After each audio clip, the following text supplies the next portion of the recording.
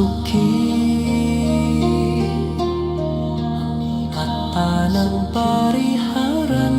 ตุขอสัตว์ทั้งหลายทั้งปวงจงถึงความสุขปราศจากความทุกข์ไม่มีเวรไม่มีภัยไม่มีความคับแค้นใจจงมีความสุขกายสุขใจรักษาตนให้พ้นจากภัยทั้งปวงเถิดอิทังเมมตาปิตูนังโหสุขิตาโหนตุมัตตาปิตาโรขอ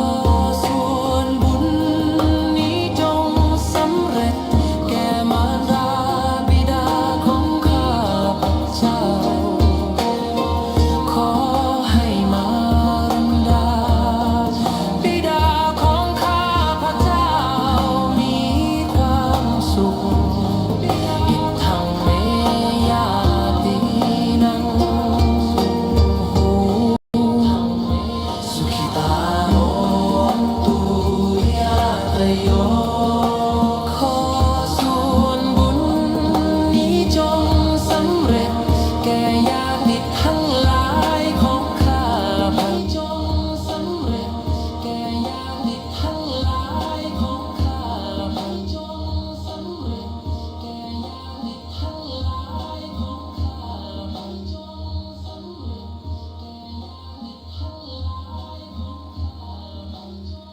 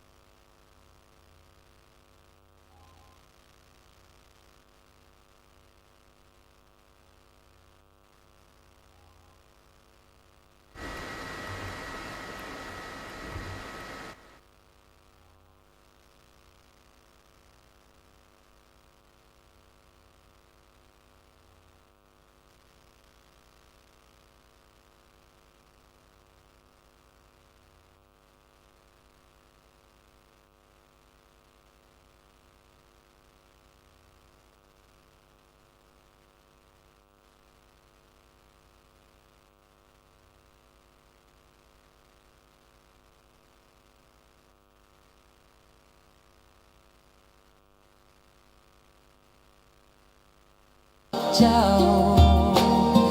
ขอให้อย่าติดทั้งหลายของข้าเจ้ามีความสุขอิทังเมคุปัจฉายาจริยานังคูสุขิตาโนสุคุรูปัจฉายาจริยาขอส่วนบุญนี้จงสำเร็จแก่ครูปัจฉายอาจารย์ของข้าพเจ้าขอให้ครูปัจฉายอาจารย์ของข้าพเจ้ามีความสุขทั้งสัพพเทวตานังโอสุขิตาโหตุสัพเพเทวาขอส่วนบุญนี้จงสำเร็จแก่เทวดาทั้งหลายทั้งปวงขอให้เทวดาทั้งหลายทั้งปวง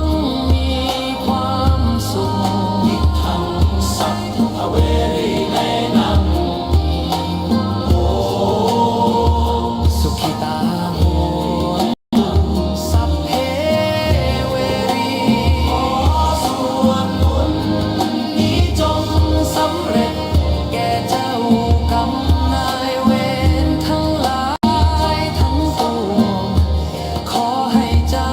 กรรมนายเวรทั้งหลายทั้งปวงมีความสุขอิทังสัพพสัตตานัง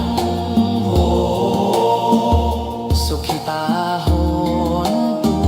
สัพเพสัตตาขอส่วนบุญนี้จงสำเร็จแก่สัตว์ทั้งหลายทั้งปวงขอให้สัตว์ทั้งหลายทั้งปวงมีความสุขทั่วหน้ากัน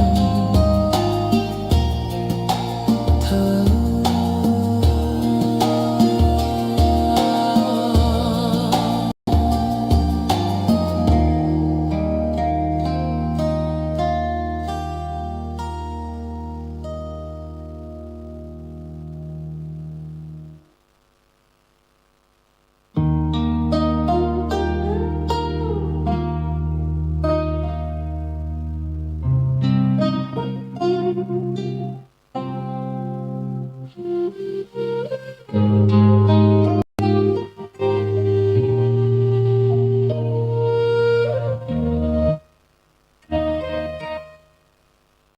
สัพเพ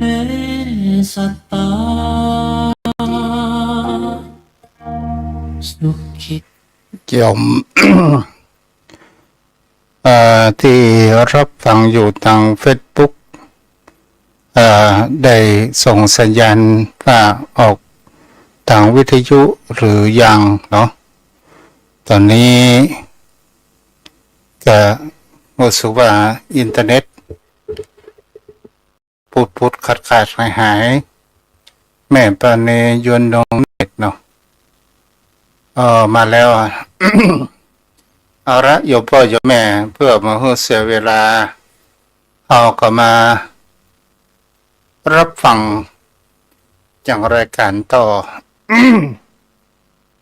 ทุกสิ่งทุกอย่างนั้นบางครั้งบางคราว สิ่งที่ขาดตกบกพร่องขออภัยกับโยมพ่อโยมแม่ด้วยเพราะว่าถ้ามามีอาจารย์คอยดูแลก็ทำให้รายการนี้เปิดสามารถที่จะออกได้ก็ต้องสื่อสารโดยทางด้านอินเทอร์เน็ตโยมพ่อโยมแม่ท่านผู้ฟังมันขาดหายเพราะว่าต้องอาศัยในการส่งขึ้นหรือว่าส่งสัญญาณส่งลิงก์ไปถึงยังสถานีวิทยุพระพุทธศาสนาแห่งนี้วันนี้เราก็มาอยู่กับกันต่อเกี่ยวกับเรื่องในการศึกษาธรรมะ รับธรรมคำสอนขององค์สมเด็จพระสัมมาสัมพุทธเจ้าโยมพ่อโยมแม่นั้นได้เกิดแห่งคำว่าปัญญา ปัญญาอันเกิดจากการฟังนี้ก่อให้เกิดแห่งความเปลี่ยนแปลงหลายสิ่งหลายอย่างเกิดขึ้น เพียงแค่เขานั้นเปิดประตูบ้านเปิดประตูใจรับฟังแห่งความคิดเห็นจากลูกตุ๊โดยนำรับธรรมคำสอนขององค์สมเด็จพ่อก็คือองค์สมเด็จพระสัมมาสัมพุทธเจ้าอันเป็นสิ่งที่ทันสมัยทุกขเวลาถึงแม้ว่าพระองค์จะจากหมู่เฮาไป 2,000 กว่าปีแล้ว แต่พระคุณรับธรรมคำสอนของพระองค์นั้นยังอยู่ ถ้าเรานำมาประพฤติปฏิบัติใช้ในการคิดแก้ไขปัญหาในชีวิตนำมาปฏิบัติ เพื่อให้เกิดแห่งคำว่าผลเกิดขึ้น วันนี้ก็จะมาพูดจาเกี่ยวกับคำว่าทบทวน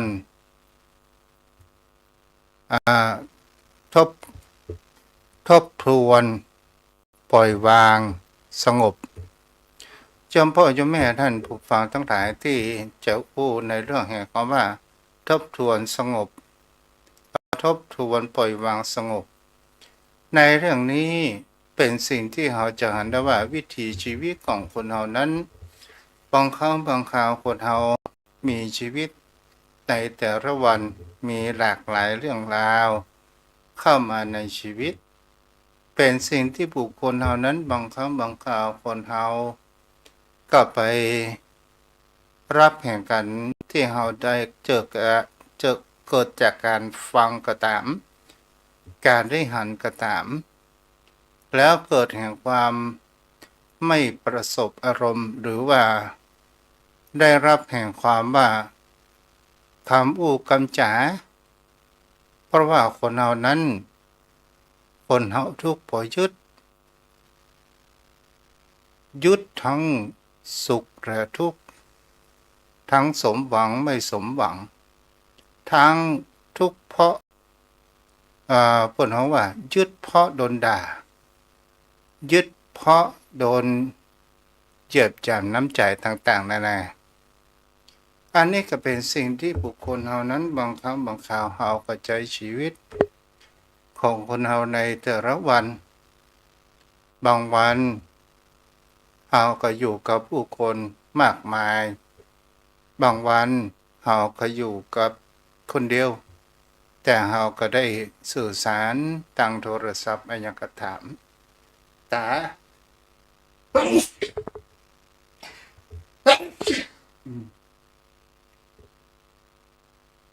ขออภัยไว้ตัวเด้อ อากาศเปลี่ยนแปลงเอามาอยู่กันต่อเพราะว่าวิถีชีวิตของคนเรานี้มันสิ่งที่คนเราไปอยากจะเกิดนั่นก็คือความทุกข์แต่ถ้าว่าเรามองความทุกข์เป็นตัวผู้สอนและอบรมแห่งจิตใจของบุคคลเราทุกสิ่งทุกอย่างมันก็จะถ้าเราไม่มีสุขถ้าเราไม่มีทุกข์สุขก็คงจะบ่เกิดขึ้นถ้าเราสุขนั้นเป็นสิ่งที่เราจะเห็นได้ว่ามันก็บ่สามารถที่จะอยู่กับเราได้แต่ตัวทุกข์นี่แหละโยมพ่อโยมแม่เป็นบางสิ่งบางอย่างบุคคลเรานั้นเราดำเนินชีวิตของคนเราอาจได้รับทั้งคำชมได้รับคำตำหนิได้รับคำด่าต่างๆนานาเกิดขึ้นเราจะสังเกตว่าคำอู้คำจ๋าคนเรานั้นชอบได้รับแห่งความว่าคำชมมันมีความทำให้จิตใจของคนเรานั้นฟูสิ่งที่คนเราเจ็บใจมากที่สุดนั้นก็คือความตำหนิ ตามความตำหนิความเจ็บช้ำน้ำใจและก่อให้เกิดแห่งความยึดมั่นก่อให้เกิดแห่งความอาฆาตพยาบาทเกิดขึ้นนี่ก็เป็นสิ่งที่คนเรานั้นเราก็จะต้อง และเราไปอยากจะให้ความทุกข์นี้มันอยู่กับจิตใจของเรานั้นมากมายเราก็ลองมาศึกษาในตามหลักธรรมคำสอนที่องค์สมเด็จพระสัมมาสัมพุทธเจ้าได้ค้นพบนั้นก็คือธรรมแห่งอริยสัจสี่คำว่าธรรมอริยสัจสี่นั้นเป็นหลักธรรมที่เป็นความจริงอันประเสริฐหมายถึงคำว่าความจริงที่แท้หมายถึงคำว่าเหตุและผลโยมพ่อโยมแม่ทั้งหลายคนเฮาเมื่อมีเหตุแล้วมันก็จะต้องมีผลสิ่งนี้มีสิ่งนี้จงเกิดสิ่งนี้ไม่มีสิ่งนี้ไม่เกิดนี่ก็เป็นสิ่งที่บุคคลเฮาลองมา ได้ตองและทบทวนกันรับธรรมประการแรกนั้นก็คือคำว่าทบทวนโยมพ่อโยมแม่บางเรื่องบางราวเฮาก็บ่ได้ทบทวนในวิถีชีวิตของคนเฮาว่าบางครั้งบางคราวเฮาไม่ยอมปล่อยผ่านความทุกข์คือมันจากเฮาไปจากจิตจากใจของคนเฮาไปเพราะเหตุอย่างเล่าถึงมันมาอยู่กับเฮาอยู่ตลอดทำให้เฮานั้นนอนบ่หลับทำให้เฮานั้นกินข้าวบ่ลำทำให้เฮานั้นเสียสุขภาพจิตต่างๆนานาเกิดขึ้นแต่ถ้าว่าเฮามองศึกษาจากหลักธรรมคำสอนขององค์สมเด็จพระสัมมาสัมพุทธเจ้าสมเด็จพ่อของเฮา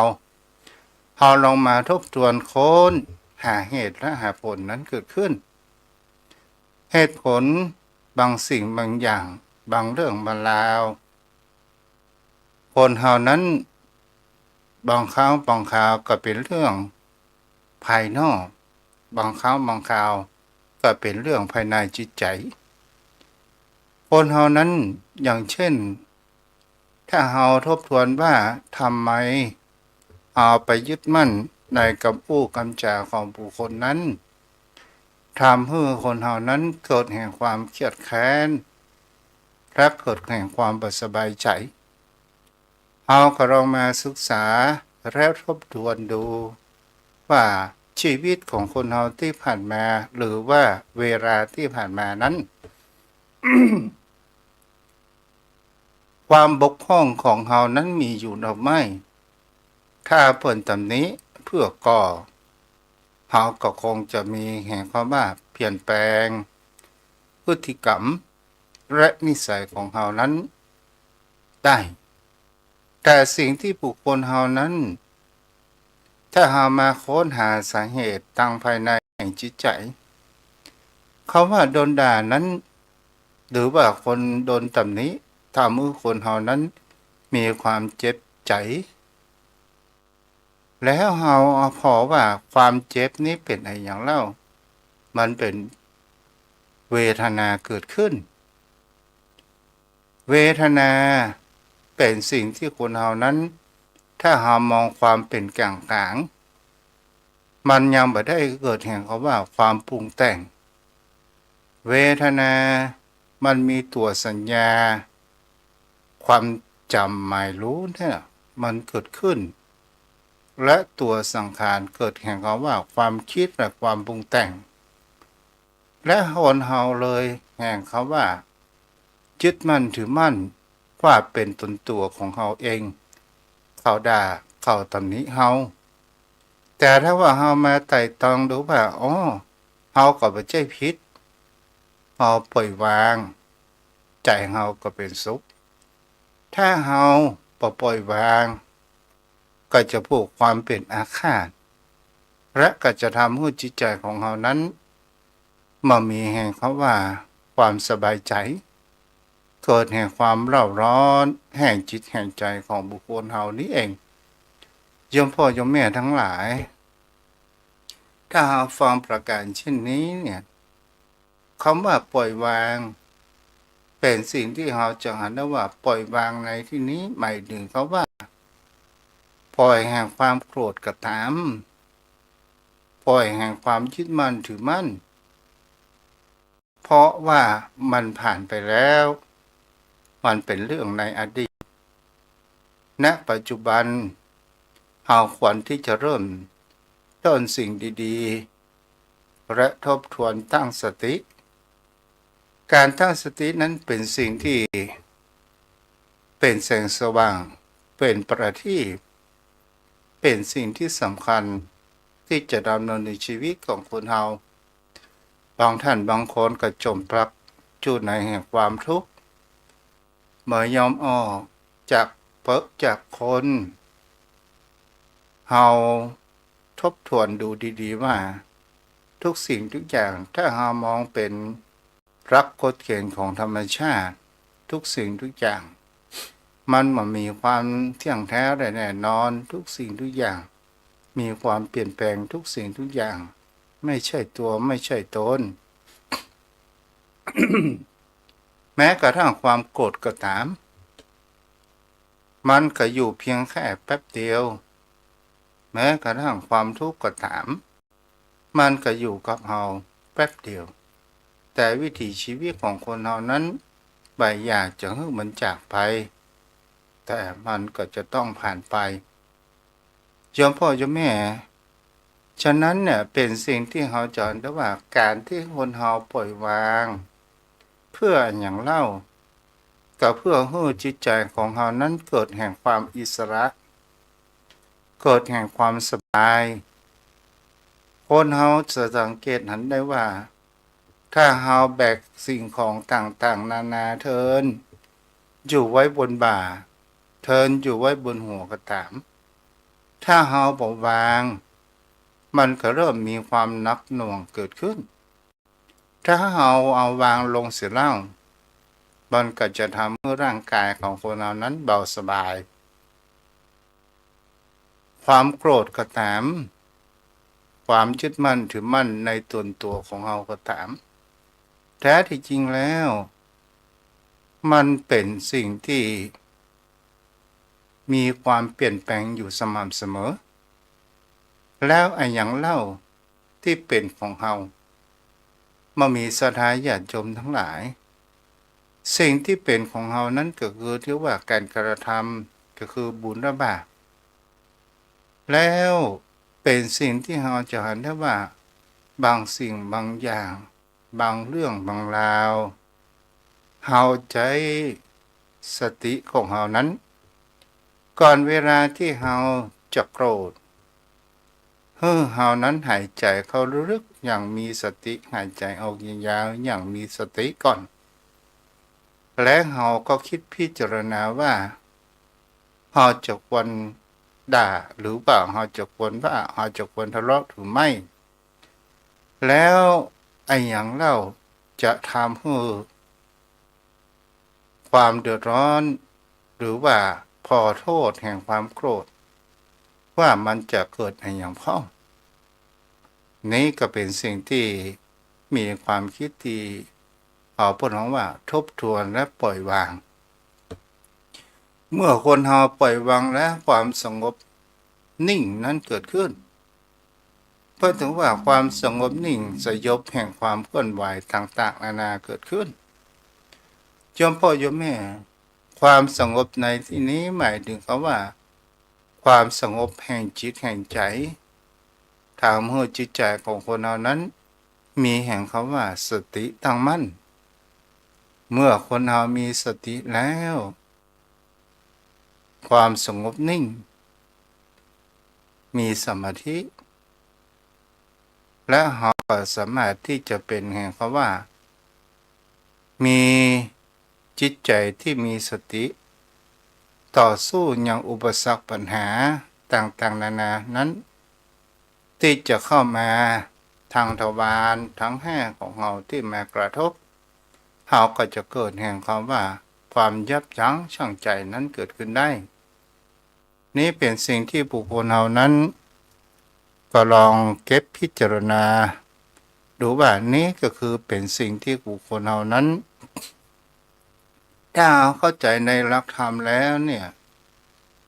ก็จะก่อให้เกิดแห่งความเข้าใจในชีวิต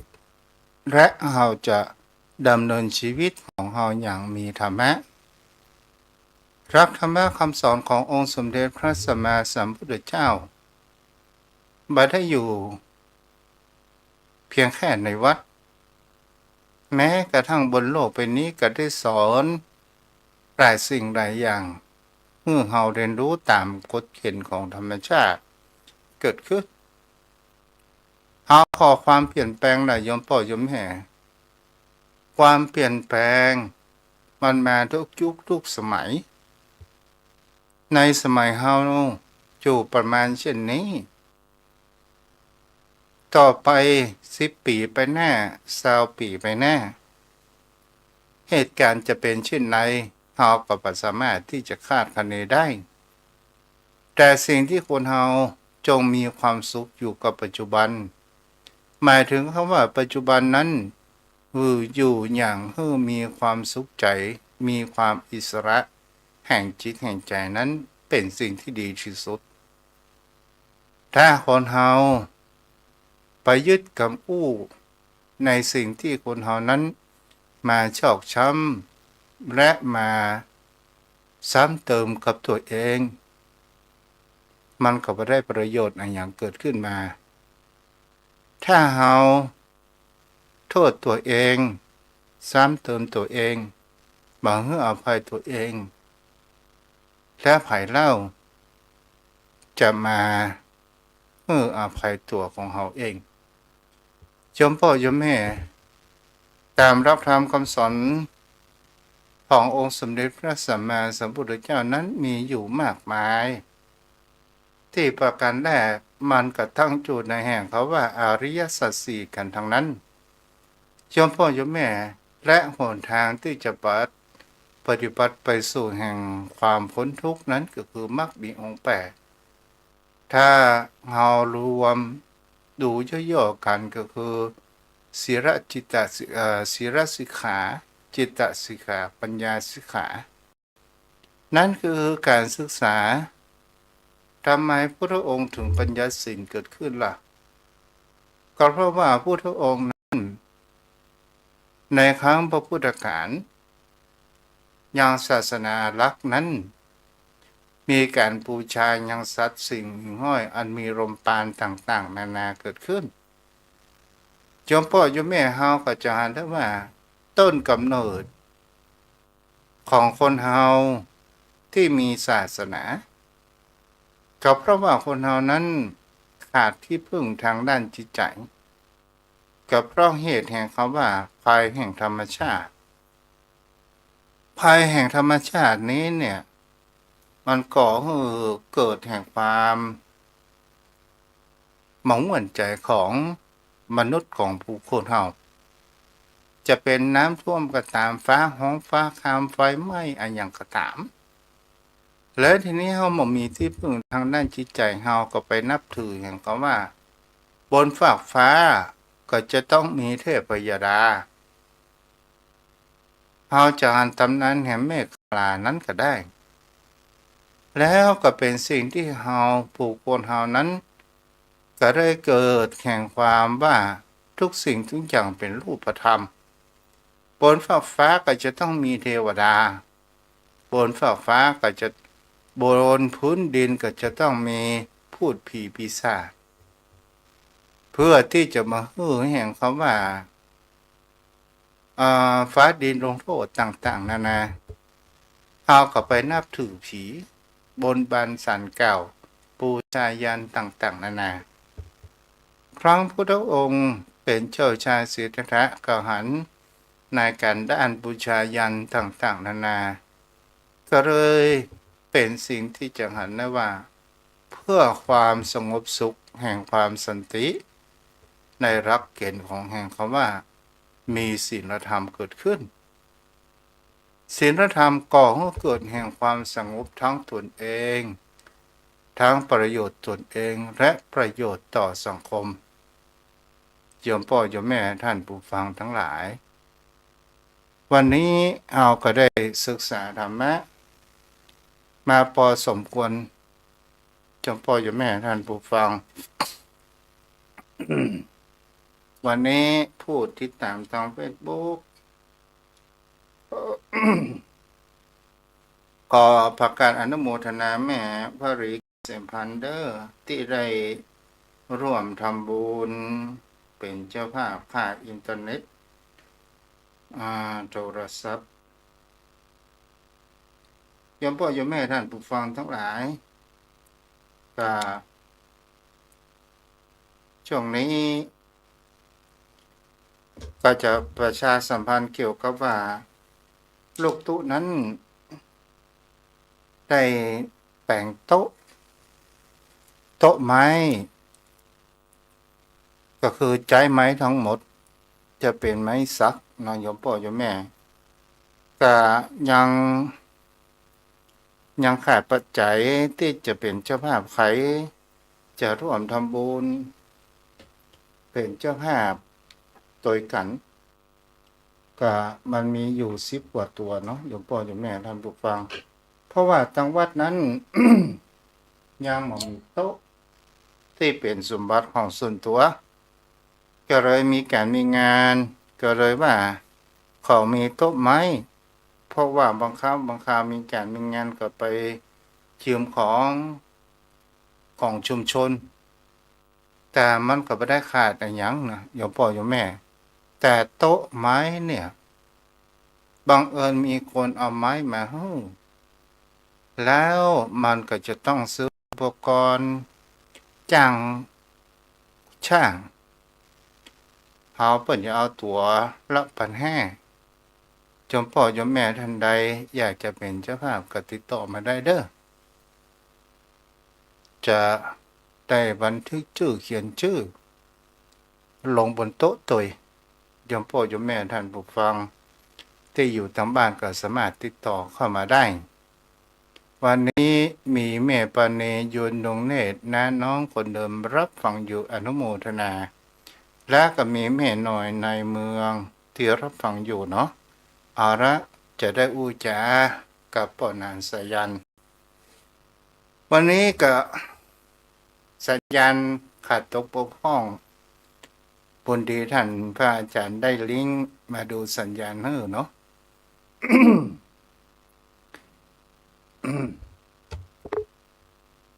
เจริญพรพระนาน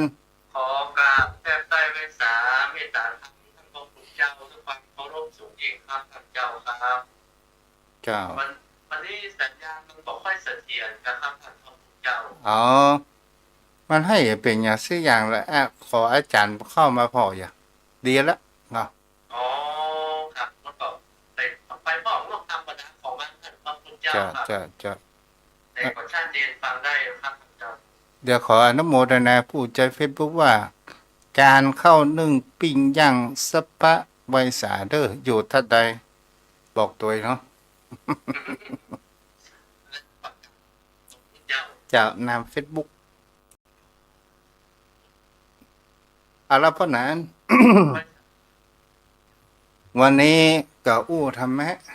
ปรับป้อนเรื่องความทุกข์ความยากความสุขอย่างต่างๆนานาครับ ต่อเนื่องจากตะวันท่านพระพุทธเจ้าเนาะ จ้า มันก็เป็นปกติธรรมดาของโลกมนุษย์เอาทุกสุขมันก็สูญกันท่านพระพุทธเจ้าถ้าบอกว่าถึงทุกข์มันก็เกิดสุขท่านเจ้าครับ วันนี้เรามาอู้มาจ๋าเกี่ยวกับของแห่งคำว่าในวิถีชีวิตของคนเราเนี่ยแท้จริงเนี่ยคนเรามีความเปลี่ยนแปลงทุกขณะเวลาแต่สิ่งที่บุคคลเราบางครั้งบางคราวเราไปอยากจะให้มันจากไปอย่างเช่นเหมือนความเหมือนดังเก่าดังเดิมบางสิ่งบางอย่างที่คนเราไปอยากจะให้เปลี่ยนแปลงอย่างเช่นขนบธรรมเนียมประเพณีและวัฒนธรรมอันดีงามเราไปอยากจะให้มันจากไปเพราะว่ามันมีคุณค่าและมีประโยชน์ แต่มันก็บ่สามารถที่จะห้ามความเปลี่ยนแปลงสิ่งเหล่านี้เกิดขึ้นได้ เพราะนั้นว่าแม่นก่อน มั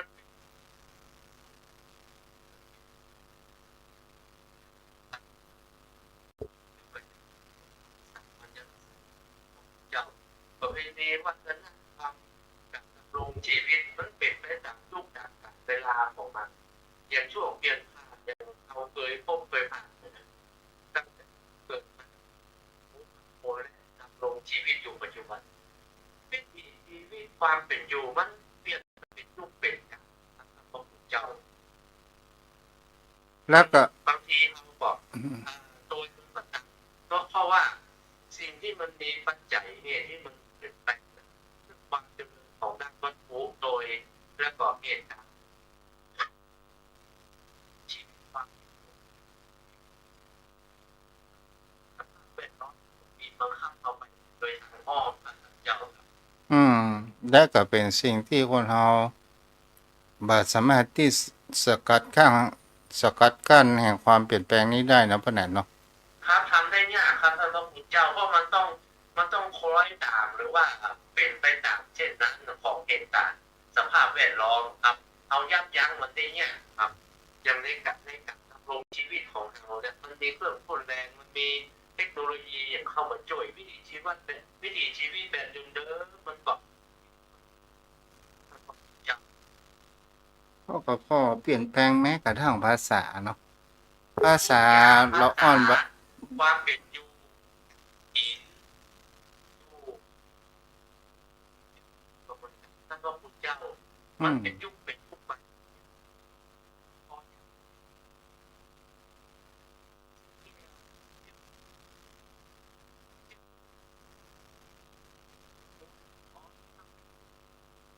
คนให้ยกมาถามว่า6-7 ปีแบบและยุคประเดี๋ยวนี้มันเป็นภาษาอังกฤษมันเป็นชื่อต่างประเทศมันเป็นชื่อที่เอาได้รับอิทธิพลเข้ามาครับท่านเจ้า เพราะว่า พอเช็คก็เขาจะรู้ว่านี่คือคนเมืองกับผมวัด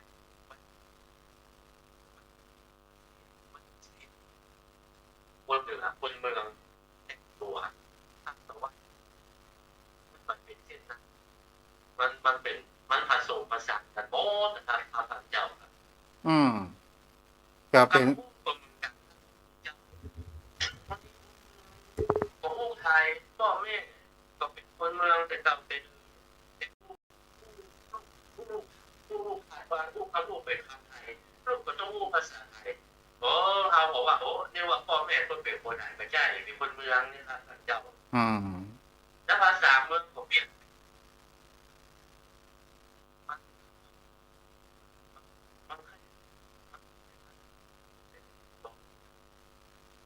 กว้างเนี่ย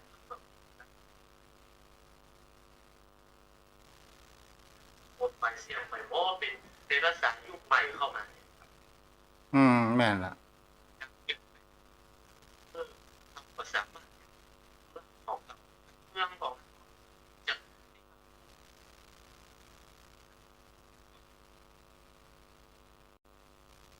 วันยิ่งจังตัวเมืองมันมีภัยที่จะเฮียนแล้วก็ขาดคนสอนก็ยากนะครับพระคุณเจ้าจะโมดไปเสี่ยงไปละเมืองแต่อู้เมืองแต่บ่ค่อยมีแล้วครับของใจไม้สอยที่เป็นของพื้นบ้านล้านนาของเมืองเอาเป็นปากเป็นน้ำบุยอย่างนี้มันมีละมันก็จะหมดไปหายไปครับท่านเจ้าครับ ถ้าเอา ผู้สื่อสารไปแห่งประการหนึ่ง ก็คือหันว่าอิทธิพลทางด้านภาษาเนี่ย หรืออิทธิพลแห่งความเปลี่ยนแปลงเราจะเห็นได้ว่าเมืองไทยเรานี่ได้รับอิทธิพลจากประเทศนอก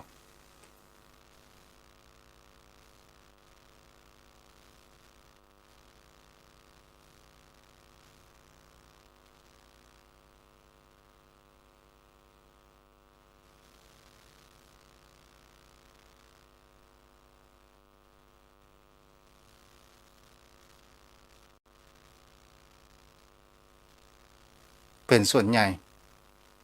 ก็เลย ชื่อเล่นต่างๆนั้นได้ว่าชื่อเมืองอ่าลูกเกิดมาแล้วกลัวผีมาเอาบอกให้ตั้งชื่อคนคือตั้งชื่อควายชื่อตั้งชื่อแม่แต่จังมีพระท่านเจ้าอยู่ว่าอยู่กับอยู่อ่าแล้วแกก็จะเอาชื่อคนเนี่ยอืมแล้วก็เท่าไหร่ก็เป็นภาษาอีกจะนั่งคนเข้ามือท่านเราอ่ะตัวเข้าการนั้นต้องรักษาไว้ก็ต้องปกป้องต้อง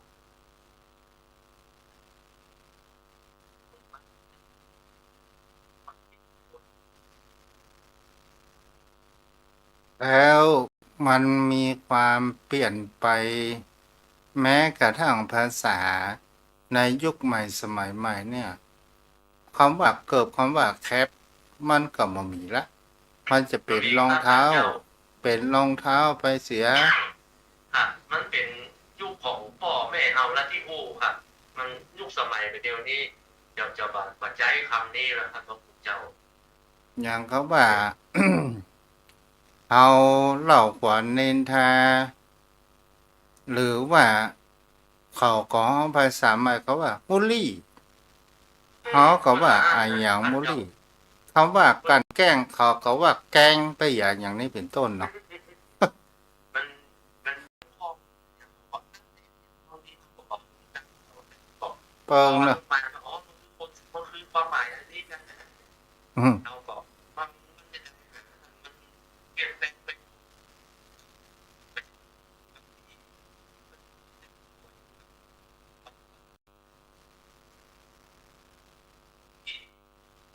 หมู่มีพวกหรือว่าลุงคน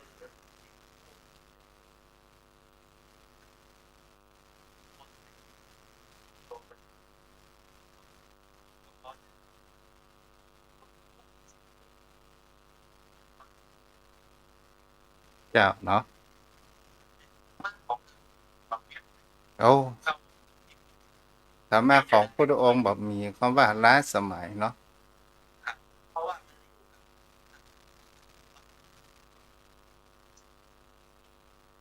ทุกสมัยมันยิ่ง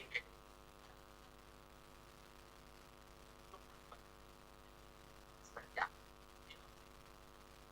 พอพอจะหาไปตามยุคแต่ถ้าทำหน้าที่พุทธองค์ได้พ้นจากธรรมชาติเลยครับยุคกับผมเอาไปตลอดยุคก็ยุ่งจับไปตลอดเจ้าเนาะแล้วก็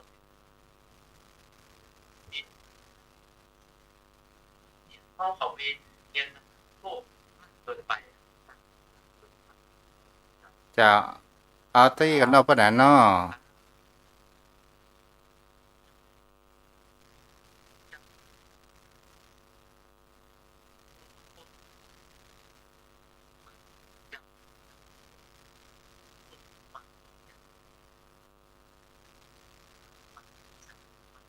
ขอกราบเป็นสามเป็นต่างๆจากพระองค์สุเองท่านญาติธรรมทุกท่านครับวันนี้ขอขอบคุณและขอสวัสดีทุกท่านนะครับ เจ้าสาธุอนุโมทนาเด้อปอนันสายันและขออนุโมทนากับปอนันอินสมตัวเด้อหรือว่าปอนันเจสีที่ร่วมทำบุญค่าอินเทอร์เน็ตเนาะอนุโมทนาบุญโตย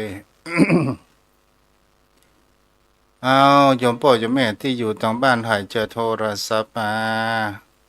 พูดจาภาษาธรรม หรือว่าจะทำอะไรอย่างก็ได้เด้ออนุโมทนาเด้อพ่อนั้นได้ให้หอมค่าอินเทอร์เน็ตแถม500 บาทเนาะบุญรักษาเด้อมีสุขภาพร่างกายแข็งแรงแม่ปักกายพึกษ์มนต์เจริญเนาะโยมพ่อโยมแม่ทุกลุงกะเจริญพรเจริญพรอ่ะวัดสาครับหลวงพ่ออาจารย์แล้วอาการเป็นอะอาการเป็น เราห้ามไม่ได้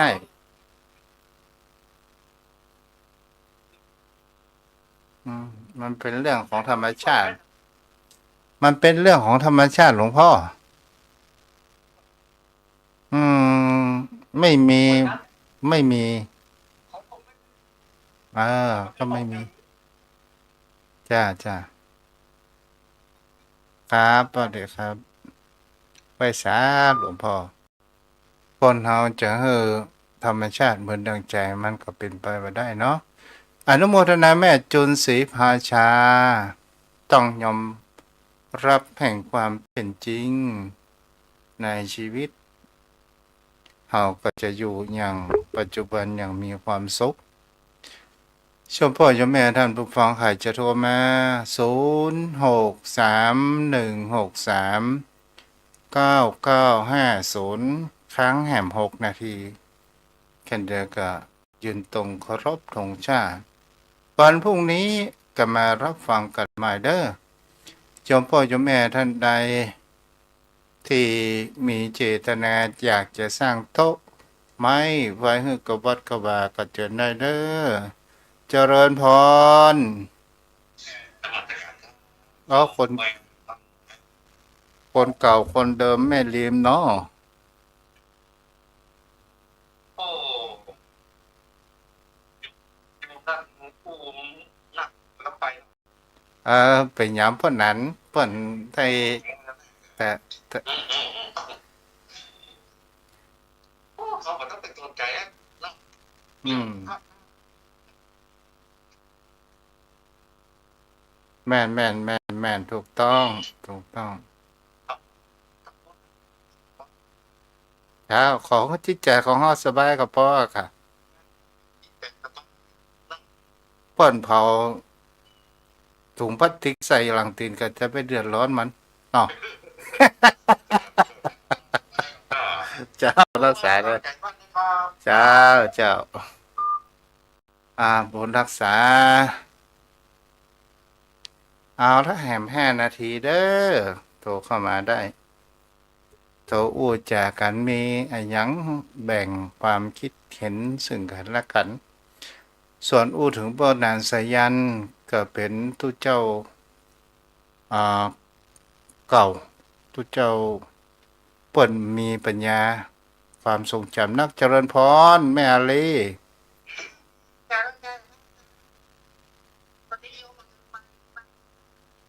จ้าได้รับฟังพอดีนั่งฟังมาเลยมันใช่กินกันจบอะไรเจ็บ จ้าดีเจ้าแม่จ้าเจ้าแม่เช่นเดียวกันเด้อขอให้หายเจ็บไวๆนะจ้าให้กำลังใจเอาละแหม3 นาทีจะคืนเวลาเมื่อทางสถานีวิทยุแม่ประกายพึกษ์มูลเจริญเจ้าพ่อเจ้าแม่ท่านผู้ฟังทั้งหลาย ในสิ่งที่บุคคลเฮาจานได้ว่าแหมบักกี่นาทีพระอาทิตย์จะรับขอบฟ้าแหมบักกี่ชั่วโมงพระอาทิตย์จะเกิดขึ้นในวันต่อไปแล้วสิ่งที่คนเฮานั้นสิ่งที่เฮาบ่ฮู้ก็ว่าวันพรุ่งนี้เฮาจะได้หันพระอาทิตย์นั้นหรือไม่ซึ่งมันเป็นเวลาแห่งอนาคตเฮาก็ต้องไปวิตกกังวลมันในสิ่งที่คนเฮาควรระลึกอยู่เสมอว่าเฮาก็จะต้องถึงจุดจบในวันใดวันหนึ่งถึงเวลาคิวของเฮาก็บ่สามารถที่จะต้านทานแห่งคำว่ากฎแห่งธรรมชาตินี้ได้ความเกิดแก่เจ็บตายเป็นกฎของธรรมชาติแต่ในสิ่งที่เฮามีโอกาสสิ่งที่เฮาพร้อมสิ่งที่เฮามีพละกำลังหมายถึงคำว่าเฮาเกิดมาแล้วขอให้ทำหน้าที่ความเป็นมนุษย์ของเฮานั้นอย่างสมบูรณ์หมายถึงว่าเฮาบ่ได้ไปเบียดเบียนไผมากนัก เฮาบ่ได้ไปรักสิ่งของเฮาบ่ได้ประพฤติทางด้านทุจริตประพฤติทางด้านผิดศีลธรรมเฮาบ่ไปยุ่งเรื่องคนอื่นก็จะทำให้คนเฮานั้นก่อให้เกิดแห่งความสบายใจทุกเรื่องทุกราวเพราะว่าจิตของคนเฮานั้นวิ่งไปหาเรื่องเองถ้าเฮามาหาเรื่องมันก็มาหาเฮานี้เป็นสิ่งที่เฮาก็ลองสังเกตเห็นได้ว่าสิ่งที่เรียกว่าคนเฮานั้นเมื่อเกิดเหตุการณ์อะไรอย่างต่างๆนานาที่เฮาไปยึดมั่นถือมั่นเพราะว่าในตามหลักกฎเกณฑ์ของชีวิตนั้นมันดำเนินไปด้วยขันธ์ห้าเมื่อมีรูปแล้วก็มีเวทนาสัญญาสังขารและวิญญาณหมายถึงคำว่ามีความปรุงแต่งมีความรู้สึกมีความทรงจำมันเฮาจะเห็นได้ว่าวันแต่ละวันเฮากำเดียวก็สุขกำเดียวก็ทุกข์กำเดียวก็บ่สุขกำเดียวก็บ่ทุกข์กำเดียวก็หิวกำเดียวก็อิ่มกำเดียวก็มีนะบางคราวก็เมาทำการทำงานจนบ่ได้กินอาหารลืมไปเวลาก็มีลืมกินน้ำก็มีนี้เป็นสิ่งที่เฮาจะรู้ว่านี่ก็คือความเป็นไปของโลกมนุษย์ใบนี้เฮาจะให้ทุกคนเหมือนดังใจของเฮานั้นเป็นไปบ่ได้เพราะว่าเฮาก็มาเหมือนดังใจเพิ่นเนาะวันพรุ่งนี้ก็มาอยู่รับฟังกันใหม่เด้ออายุวันโนสุ